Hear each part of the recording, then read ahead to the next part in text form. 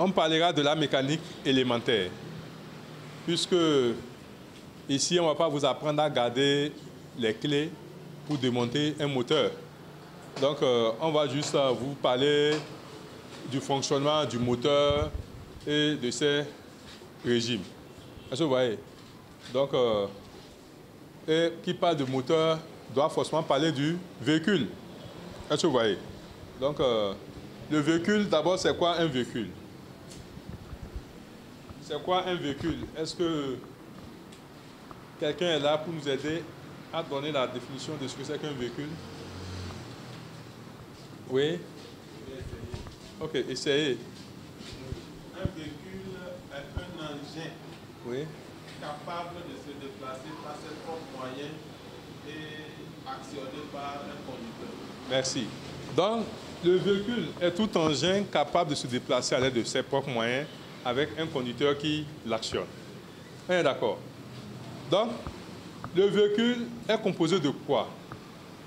Du châssis, qui est son squelette, de la carrosserie, qui est son corps, son coffre, de la suspension et de l'habitacle, et puis le moteur. Est-ce que vous voyez? Quand on parle de suspension, c'est-à-dire c'est les amortisseurs et la pneumatique. Est-ce que vous voyez? Là, les amortisseurs, tout ce qui entre en bas là, les clémailleurs, tout ça là, ce sont des suspensions avec la pneumatique. Maintenant, l'habitacle, c'est tout le confort qu'on y met à l'intérieur. Est-ce que vous voyez? Maintenant, pour ce qui est du véhicule, on a dit que c'est le moteur qui nous intéresse le plus, le fonctionnement du moteur. Vous savez, le moteur, pendant et au cours de son démarrage, suivit des étapes. Est-ce que vous voyez? Et ces étapes-là sont appelées temps, qui sont au nombre de 4. Raison pour laquelle vous entendez souvent, on parle de moteur 4 temps. Et quels sont ces temps-là?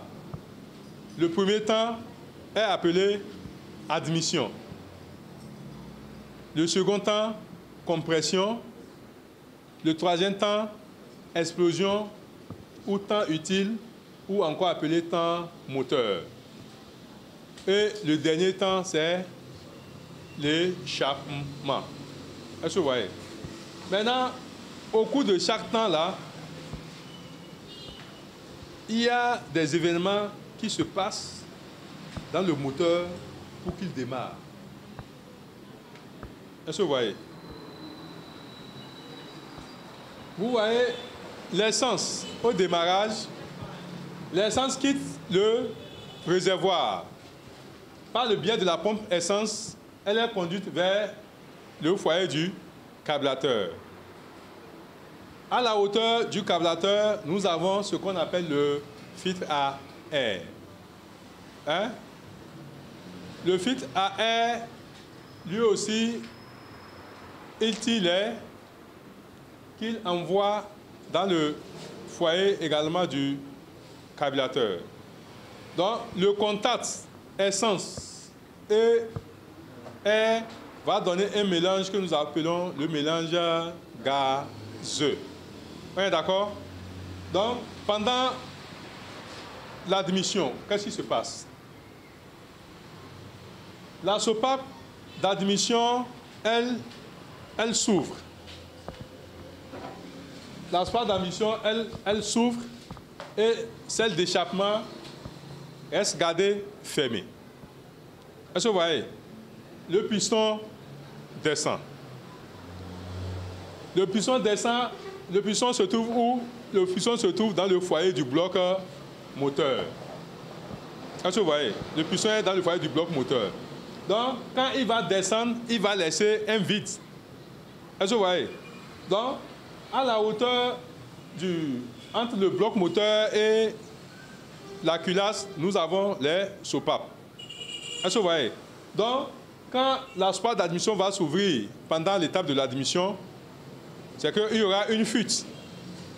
Le mélange gazeux qui a été préparé dans le foyer du carburateur va infiltrer pour entrer dans le foyer du bloc moteur. On est d'accord? Donc, une fois que le mélange gazeux entre là, il occupe entre-temps la place du piston. Est-ce que vous voyez? Tout de suite que le mélange gazeux est entré, la soupape d'admission se referme au même titre que celle d'échappement. Et nous tombons à l'étape de la compression. Pourquoi il y aura compression? Il y aura compression parce que le piston voudra remonter pour reprendre sa place. Et désormais, cette place-là est occupée. On est d'accord? Il y aura compression parce que le mélange gazeux n'aura pas d'échappatoire. Est-ce que vous voyez? Donc, pendant l'étape d'admission, l'étape de la compression, les deux soupapes sont gardées fermées, c'est-à-dire la soupape d'admission et celle d'échappement sont gardées fermées et le piston monte. Est-ce que vous voyez? Donc, le piston, quand il monte là, il donne des coups au mélange gazeux pour le sortir, ce qui est impossible. Donc, en lui donnant des coups, il le réchauffe. Il le réchauffe en même temps et nous tombons à l'étape de l'explosion. Est-ce que vous voyez? L'étape d'explosion est encore appelée temps moteur ou temps utile. Pourquoi? Parce que c'est à la troisième étape là que les trois éléments dont le moteur tire sa force entrent en synergie. Et quels sont ces trois éléments-là? Ces trois éléments-là, nous avons air, essence et électricité. Est-ce que vous voyez? Donc, l'électricité quitte d'où? Ça provient d'où? L'électricité provient de la batterie. Qu'est-ce que c'est que la batterie? La batterie est un magasin électrique capable de fournir l'énergie nécessaire au moteur au cours de son démarrage. Est-ce que vous voyez? Donc, la batterie, elle va fournir l'énergie primaire à la bobine. La bobine, elle va transformer l'énergie primaire là en énergie secondaire qu'elle envoie au distributeur d'énergie qui sera chargé de partager ça sur la tête des bougies. Est-ce que vous voyez? Donc, pendant l'explosion, le courant qui vient sur la tête des bougies va les amener à émettre une étincelle de feu. Est-ce que vous voyez? Donc, l'étincelle de feu là, en contact avec le mélange gazeux, ça prend feu et ça carbone le mélange gazeux. Donc, à l'étape de l'explosion, les deux soupapes sont toujours gardées fermées, mais le piston va descendre. Est-ce que vous voyez? De là, nous tombons à l'étape de l'échappement. Est-ce que vous voyez? Pendant l'étape de l'échappement, qu'est-ce qui va se passer? La soupape d'admission va rester fermée et cette fois-ci, c'est celle d'échappement qui va s'ouvrir. Le piston va remonter pour pouvoir propulser le mélange gazeux carbonisé à l'étape de l'explosion et qui va sortir par la soupape d'échappement et passer par la tuyauterie et se retrouver derrière le véhicule sous forme de vapeur d'eau ou de fumée selon l'état du moteur. Est-ce que vous voyez? Donc, pour ramasser, pour me résumer là, les quelques questions qu'on peut vous poser. Pendant l'admission, quelle est la position des soupapes? Pendant l'admission, la soupape d'admission est ouverte, celle d'échappement fermée. Quelle est la position du piston? Le piston descend. Vous prenez l'étape de la compression. Pendant la compression, quelle est la position des soupapes? Les deux soupapes sont gardées fermées, le piston monte. On est d'accord?